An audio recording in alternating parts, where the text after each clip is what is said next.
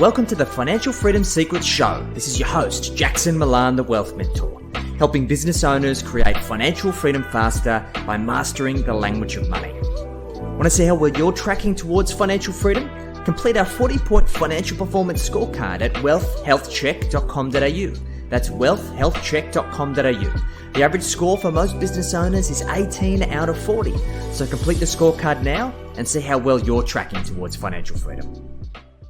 G'day guys, this is Jackson Millan, the Wealth Mentor, and we're here for another episode of the Financial Freedom Secrets Show. And we've been going through our series of the signature system of the Wealth Mastery Machine. This is our proven process that we have used to help our clients build over $3 billion in combined wealth.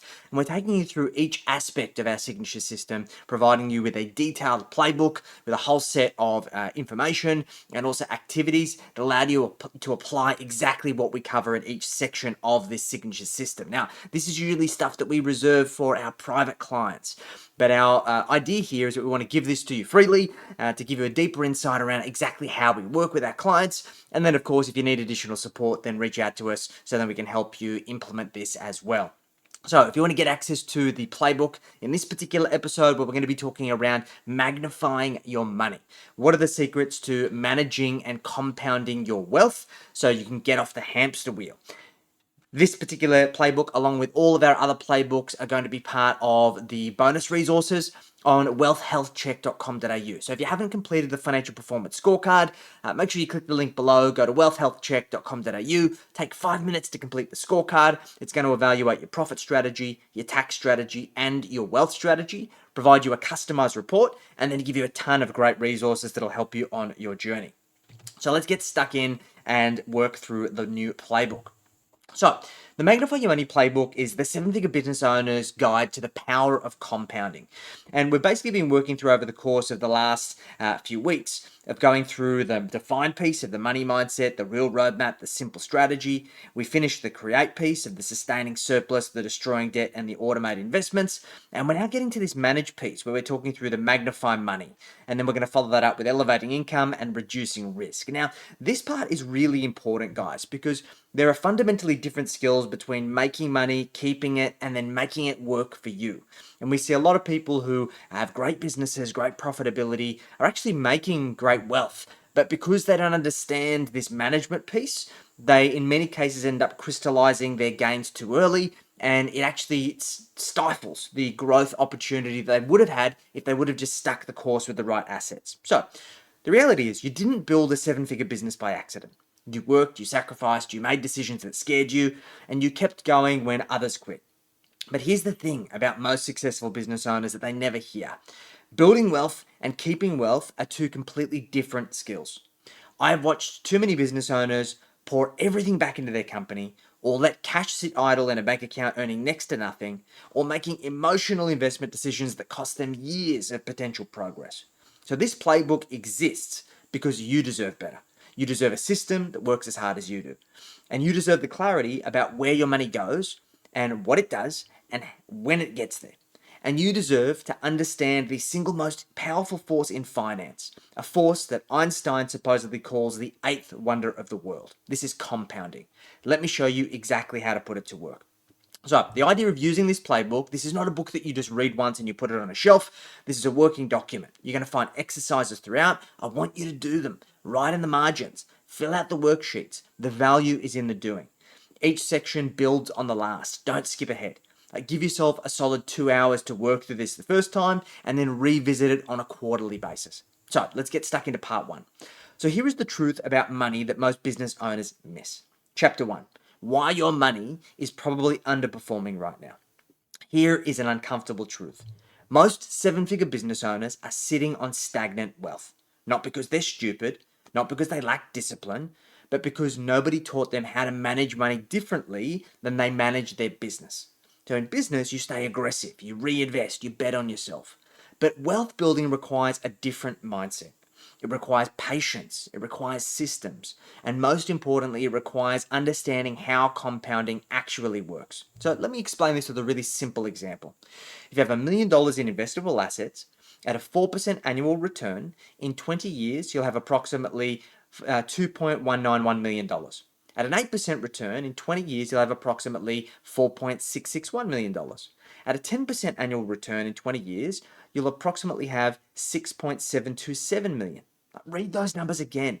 The difference between 4% and 10% is not a bit more money. It's the difference between being comfortable and being wealthy. It is the difference between hoping your money lasts and knowing that it will. And here's what makes this even more important. You're not starting with nothing.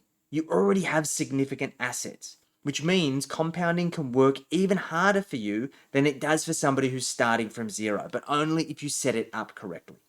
So let's go through the current reality check. Before we go any further, you need to know where you stand. I want you to answer these questions honestly. No one's going to see this but you. So question 1, what are your total investable assets right now? Include your primary residence and your business equity. Where is your money currently sitting? List each account and the approximate balance. Question 3, what is the average return you earned on these assets last year? If you don't know, I want you to write down, I don't know. This tells you something really important. Question 4, how much of your wealth is sitting in cash or low interest accounts earning less than 3%? Question 5, when was the last time you reviewed your wealth allocation with a clear strategy in mind? So here's what your answers reveal. If you couldn't answer question 3, you're flying blind. You cannot optimize what you cannot measure. If more than 20% of your investable wealth sits in cash earning under 3%, you are losing money to inflation every single day. If you have not reviewed your allocation in over 12 months, your wealth is almost certainly misaligned with your current life stage and your goals. Now, don't feel bad about any of this. Like, awareness is the first step. Now we need to work out how we fix it. So part 2 is the bucket system. Chapter 2 is the simple framework that changes everything. I'm going to teach you a system that will transform how you think about your money. It's called the bucket system. And it works because it matches how life actually works. Think about it. You have short-term needs, you have medium-term goals, and you have long-term dreams. Why would you manage all of your money the same way? You wouldn't. The bucket strategy divides your wealth into 3 distinct categories. Each bucket has a specific job, a specific time frame, and specific types of investments that belong there. When you get this right, something powerful happens. You stop worrying about market volatility because your short-term needs are protected. You stop making emotional decisions because you have a clear system to follow. And you start experiencing the full power of compounding because your long-term money stays invested long-term. So let me break down each bucket. Bucket number 1 is cash. This is short-term. This is 0 to 2 years. The job is to keep you secure and liquid. So what goes here? Emergency fund, day-to-day operating cash, money for purchases planned in the next 12 months, and ideally we have this in offset accounts against your debt wherever possible. The target amount is 3 to 6 months of living expenses plus any major purchases that are planned in the next 2 years. The expected return is low, but that's okay. Now, why this matters? This bucket is not about growth. It's about peace of mind.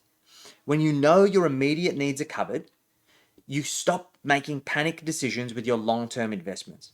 Like, I've seen so many business owners sell shares at the worst possible moment because they needed cash and had not planned ahead. That single mistake can cost years of compounding. Your cash bucket prevents that. The mistake that most business owners make is keeping too much in here. Every dollar in your cash bucket beyond what you need is a dollar that's not compounding in your growth bucket.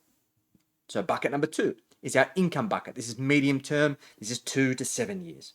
The job is to pay you to live without touching your growth assets. So what goes in here? Dividend paying shares, rental property income, primarily commercial property, bond investments, annuities, other income producing assets. So the target amount is we want to work towards covering your lifestyle for the next 2 to 7 years if needed. So the returns are moderate with an emphasis on reliable income. For example, we can go and buy a commercial property that pays us 6% net.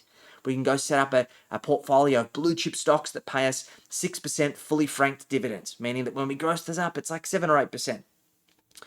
Focus areas: sustainability of income, tax effectiveness, and low volatility. Why this matters? This is your financial freedom runway.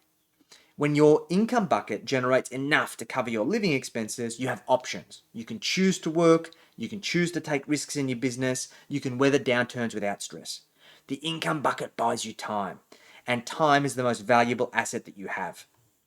The mistake that most business owners make is ignoring this bucket entirely. They go straight from cash to aggressive growth investments with nothing in between. Then, when they need income, they are forced to sell growth assets at whatever price the market offers. We're going to talk more about this shortly. Bucket 3, growth. Long-term bucket, 7+ years. So the job is to compound your wealth for the future. So what goes here? Growth shares, property for capital gain, managed funds, superannuation, other long-term growth assets. Target amount, everything else. Expected return, highest potential, obviously within your risk profile. The strategy is to maximize after-tax growth and reinvest all of the earnings. We want capital growth because we don't pay tax on unrealized gains. So why this matters? This is where compounding does its magic. But here's the key. This bucket only works if you leave it alone. Every time you dip into your growth bucket for your short-term needs, you reset the compounding clock. You interrupt the process. You cost yourself years of future returns. This is why the other two buckets exist. They protect this one. So the mistake that most business owners make is they treat growth investments like a savings account, pulling money out when they see an opportunity or face an unexpected expense. Each withdrawal destroys years of potential compounding. So, activity number 2, map your current buckets. Now it's your turn. Take the assets you listed in activity 1 and then sort them into the 3 buckets. So, our cash bucket, that's 0 to 2 years. What are the assets? What are the values? What's the total amount you've got in that bucket? Income bucket, the year 2 to 7 money. What's the asset? What's the current value? What's the income that it generates? What's the income bucket total? And then what's the annual income generated? Growth bucket is 7+ year money. What are the assets? What are the current values? What's the growth bucket total? So activity 3 is identifying the gaps. Look at the bucket totals and answer these questions. Do you have 3 to 12 months of expenses in your cash bucket? If no, how much more would you need to add to get there? Question 2. Does your income bucket generate enough to cover your basic lifestyle for 2+ years if needed? If no, what is the gap per year? Question 3. What percentage of your total wealth is in the growth bucket? And then question 4, looking at your answers, which bucket needs the most attention? Great. So let's go on to part 3, the power of compounding. Why time is your greatest asset. Now, let me tell you something that would change how you think about every financial decision. The difference between wealthy and very wealthy is not how much you earn, it is how long you let compounding work. So here's a real example. 2 investors, both invest $500,000, both earn 8% annually. Investor A leaves their money alone for 10 years. The result is $1,079,000. Investor B leaves their money alone for 20 years. The result is $2.33 million. Investor B didn't work harder. They didn't earn a higher return. They didn't make more money. They simply gave compounding more time to work. So here's what makes this even more powerful. The gains accelerate. So in years 1 to 10, Investor B grew their money by $579,000. But in years 11 to 20, it grew by $1.251 million. It's the same investment, it's the same return rate, but the second decade produced more than double the amount of growth in the first. This is the exponential nature of compounding, and most people never experience it because they interrupt the process. So here are the 3 compounding killers. If compounding is so powerful, then why doesn't everyone benefit from it? Because 3 things kill compounding before it can do its work. Killer 1, withdrawing too early. Every dollar you pull from your growth bucket is not just $1 lost, it's that dollar plus all of the future growth that dollar would have generated. So for example, a $50,000 withdrawal today could cost you $200,000 or more in 20 years. This is why your cash and income buckets matter so much.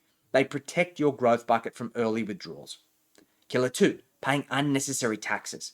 Taxes are a compounding killer because they take money out of the system. So if you earn 10%, but you pay 3% in taxes, your effective return is 7%. Over 20 years, the difference is enormous. Smart tax planning is not about cheating the system, but it's about using legal structures to keep more of your money compounding. Killer 3, emotional decisions. Markets go up, markets go down. This is normal. But when business owners panic during downturns and sell their growth assets, they lock in losses and miss the recovery.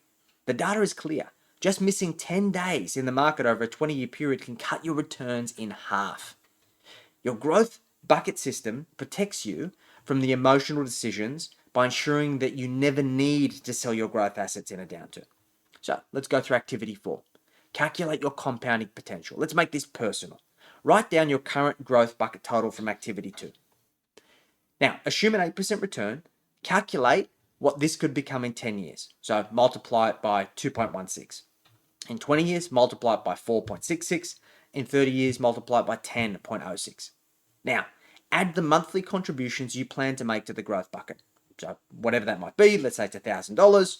Let's work out the annual contribution and then factor your contributions in this rough guide. So $5,000 a month for 20 years at 8% is approximately $2.945 million in contributions plus growth. 10,000 is 5.8, 20,000 is almost $12 million. So then work out your projected growth bucket in 20 years. What's the current amount compounded plus the contributions compounded, and this is the total potential. Write this number somewhere that you will see it daily, because this is not a fantasy, this is mathematics. The only question is whether you will allow compounding to do its work or whether you're going to interrupt it. So let's get into part 4. The income trap. Why chasing cash flow too early destroys your wealth. So let me tell you about a really expensive mistake I see 7-figure business owners make. They chase income too early. It feels logical. You want passive income. You want cash flow. You want your money hitting your account every month. So you load up on dividend shares, rental properties, income producing assets. And you feel good watching that money roll in. But here is what nobody tells you. Every dollar of income you receive is a dollar the tax office takes a cut of immediately, before you can reinvest it, before compounding can work on it. And that cut is brutal. At the top marginal tax rate, you lose 47 cents of the dollar. Let's let that sink in. For every $100 of income that your investments produce, you keep $53. The government takes $47. Now compare that to capital growth. Unrealized capital gains are taxed at exactly 0%. Not a reduced rate, not a concessional rate, 0. The money stays in your investment, it compounds, it grows year after year, untouched by the tax office until you choose to sell. Now that's not a small difference. This is a difference between comfortable and wealthy, and let me prove it. So, the numbers that should change how you think. I ran a detailed 20-year projection, the same starting investment, the same total return, but just a different split between income and growth. So the starting value was $1 million. The growth return was 5% per year, unrealized capital gain. The income return was 3% per year, dividends or distributions. The tax rate was 47%. The capital gains tax rate was 24.5% after the 50% CGT discount was applied, and all net income reinvested was 100%. Here's what happened over 20 years. You earn 30 grand in income in year 1, you pay 14,100 in tax, you keep 15,900 to reinvest. Your capital grows by 50,000 untaxed. The end value is 1,065,000. Year 10, your income's grown to 53,000. You pay 25,000 in tax, 28,000 you reinvest. Your capital grows by 88,000, still untaxed. The end value is 1.893 million. Year 20, your income's grown to 100 grand. You pay 47,000 in tax. You keep 53,000 in tax. Your capital grows 168,000, still untaxed. The end value is 3.583 million. Now here's where it gets interesting. The 20-year totals. Total gross income received, 1.176 million. Total income tax paid, 552,000. Net income after tax, 623,000. Total capital growth, 1.96 million. Capital gains tax if sold, 480,000. So the net capital after CGT is 1.48 million. Read those numbers carefully. You paid 552,000 in income tax over 20 years. That money left your investment, gone, never to compound again. But your capital gains tax, you only pay that if you sell. And you only pay 480,000 on nearly double the amount of gains. The effective tax rate on income, 47%. The effective tax rate on your growth, 24.5%. That's not a small edge. That's a massive structural advantage. So chapter 6, the hidden cost nobody talks about. But wait, the damage is even worse than those numbers show. Every dollar you paid in income tax was a dollar that could have been compounding. So that 14,100 paid in year 1 at 8% over the remaining 19 years could have grown to $59,788. That 15,000 you paid in year 2 at 8% over 18 years could have grown to 60,000. All adding up to the lost compounding on your tax payment, the true cost is staggering. You did not lose 552,000 in tax payments. You lost 552,000 plus all of the growth that money would have generated. The real cost is closer to $1 million in lost wealth from the same investment with the same total return, just a different structure. The tax office gets paid. The question is when. So here is the thing. I'm not saying you will never pay tax on capital growth. You will eventually when you sell, but you control when, and timing is everything. With income, you pay tax every single year at your highest marginal rate. Obviously, assuming that you're a high income earner earning over $190,000 a year, you don't have a choice. No control. With capital growth, you decide which year to sell, how much to sell, and whether to sell at all. The control is worth millions over a lifetime. So the rule of 72 applied to tax drag. Here's a simple way to understand the impact. The rule of 72 tells you how long it takes for your money to double. So at an 8% return, money doubles every 9 years. But that is before tax. If you pay 47% tax on your return every year, your after-tax return is only 4.24%. At 4.24%, it takes 17 years for your money to double. Same investment, same pre-tax return, but income investors wait nearly twice as long for their money to double. This is an invisible tax drag. It compounds against you every year. Growth investors avoid this entirely until they sell. So let's go through the activity. Calculate your tax drag. List all of your income producing investments and their annual income. So work that out and then put the total annual income tax on your investments. 2, calculate 20-year cost of the tax drag. So annual tax multiplied by 40. It's a rough multiplier for lost compounding. This is the approximate amount of tax drag that will cost you over 20 years. Now, ask yourself honestly, do I need the income right now? Yes or no? Or could I restructure towards growth and reduce this drag? Because here's the thing. If you're in your business, you've got no intentions to retire anytime soon, and the passive income you're producing is just going to pay tax and then reinvest it, it doesn't make a lot of sense. Now, when does income make sense and when it does not? I'm not saying income investments are always wrong. They make sense when you need cash flow to live, no other income sources. You're in the preserving stage, so you're 55 plus, you're protecting wealth. You're in a lower tax bracket, so there's minimal tax drag. Or the income is tax advantage, so it's franking credits, it's depreciation, or it's inside superannuation. They do not make sense when you are still in your high earning years, when you do not need the income to live, when you are reinvesting 100% of the income anyway, or you have 10 plus years until you need the money. My rule of thumb, if you're reinvesting the income, you should not be receiving the income. Like, it sounds obvious when you say it out aloud, but most people never think about it. Why take the income, pay 47% tax, and reinvest the remaining 53%? When you could take growth, pay 0% tax while it compounds, and access it later at 24.5%. The math does not lie. So, activity 6, the income audit. Go through your current investments and answer these questions. How much investment income did I receive last year?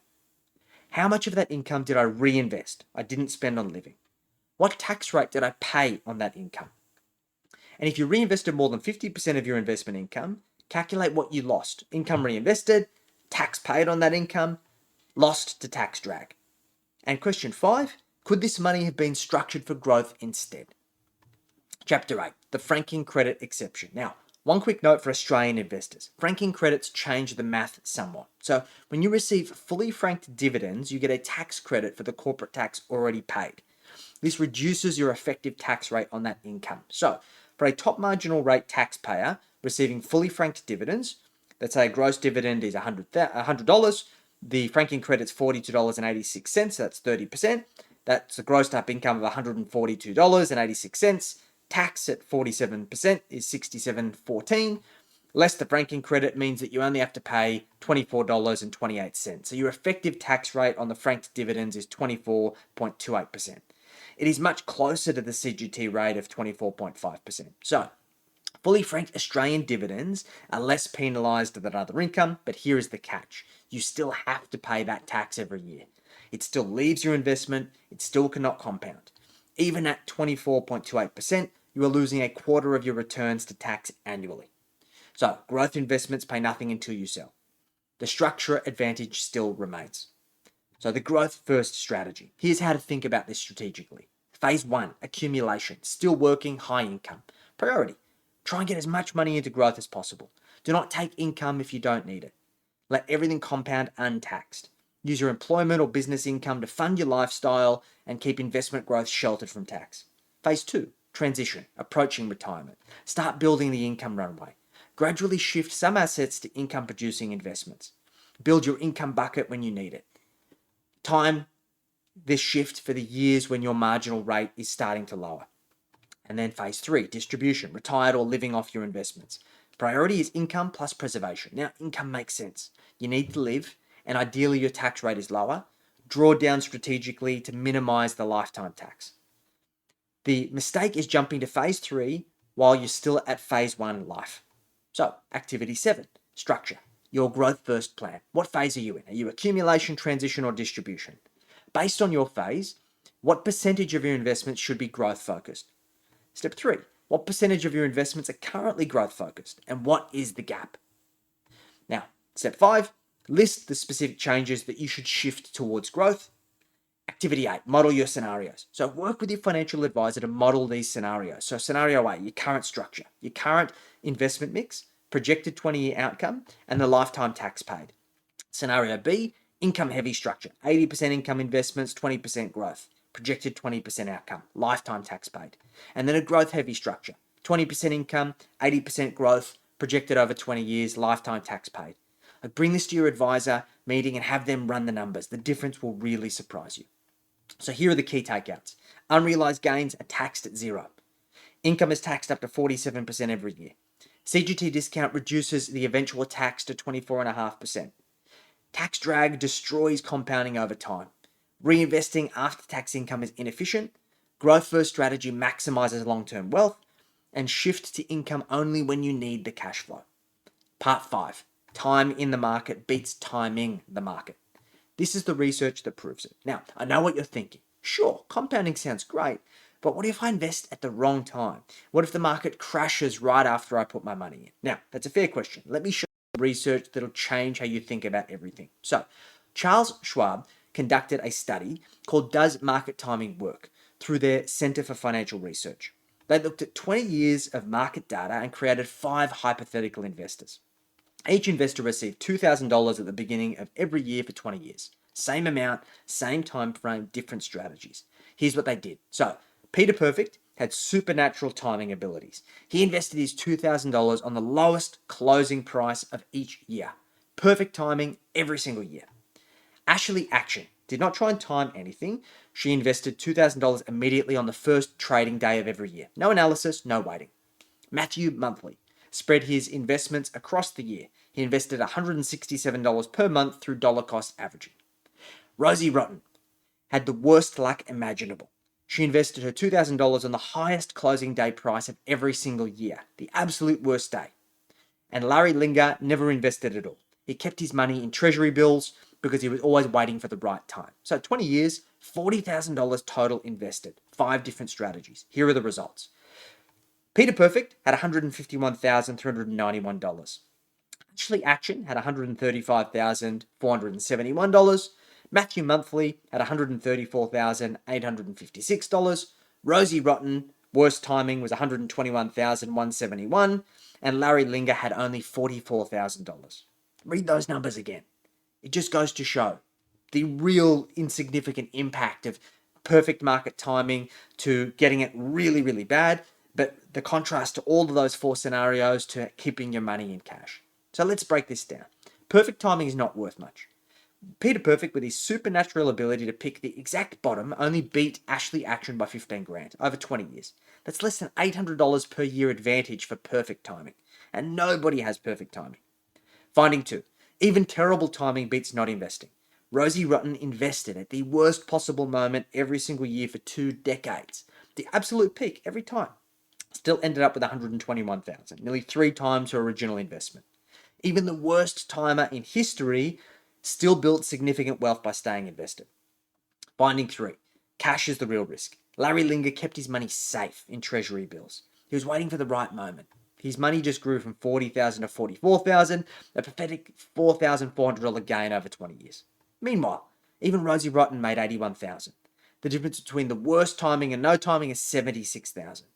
Staying in cash lost Larry nearly $77,000 compared to the worst market timer in the study. Finding 4. The gap between the best and the worst is smaller than we think. The spread between Peter Perfect and Rosie Rotten was only $30,000. That's the entire range, from supernatural timing to terrible timing over 20 years. Meanwhile, the spread between Rosie Rotten and Larry Linger was 76,000. Penalty for bad timing is 30,000. Penalty for not investing is 76,000. Which risk is actually bigger? So chapter 11, why this matters for your wealth. Here's what the research means for you as a 7-figure business owner. Stop waiting for the perfect moment. There is no perfect moment. Even if there were, the advantages are small, minimal, compared to simply being invested. Every day you hold cash waiting for a pullback, you're paying a cost, and that cost is lost compounding. Stop beating yourself up over market timing.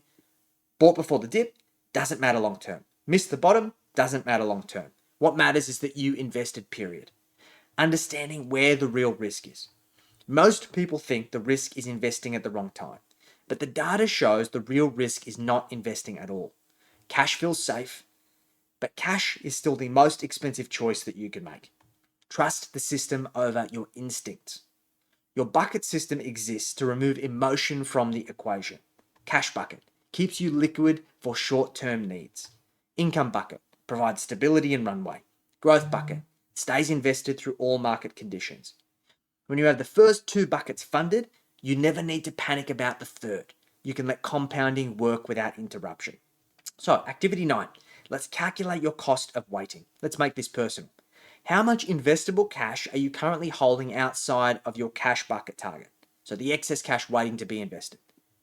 How long have you been waiting for the right time to invest this money? Months waiting.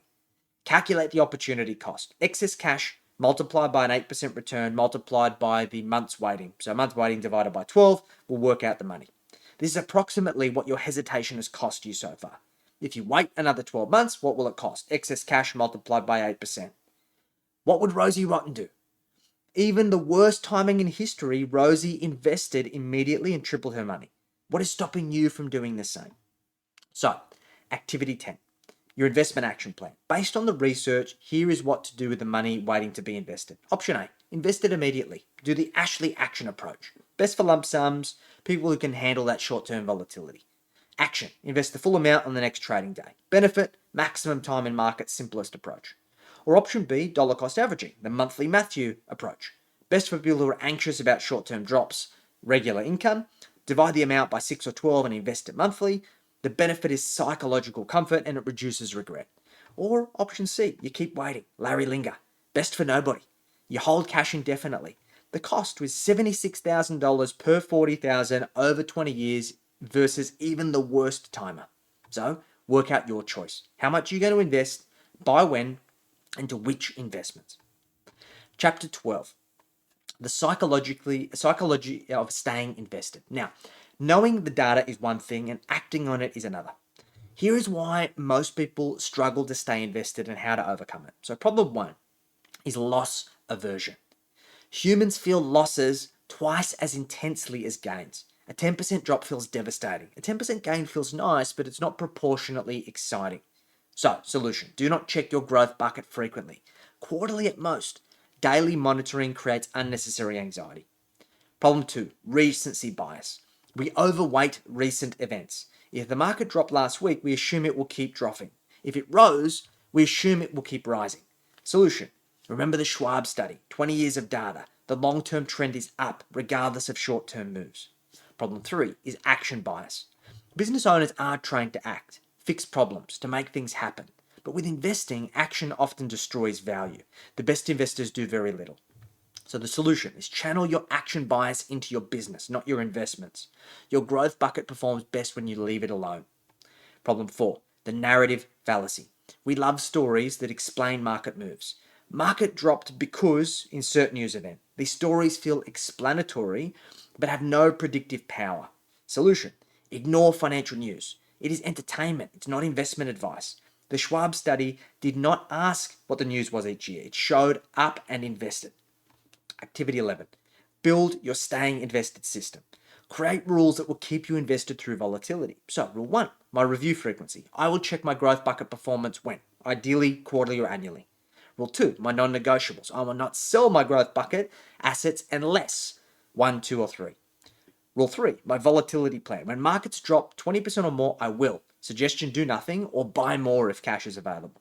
Rule 4, my accountability. The person who will stop me from making emotional decisions is ideally a financial advisor or somebody qualified or experienced to hold you to the plan. Rule 5, my reminder, write this somewhere visible. Even the worst market timer in history nearly tripled their money. Time in the market beats timing the market. Key takeaways. Time in the market. Perfect timing only adds marginal returns. Even the worst timer beats staying in cash by 3 times. The penalty for bad timing is small. The penalty for not investing is massive. Cash feels safe, but it costs you wealth. Set rules to stay invested through volatility.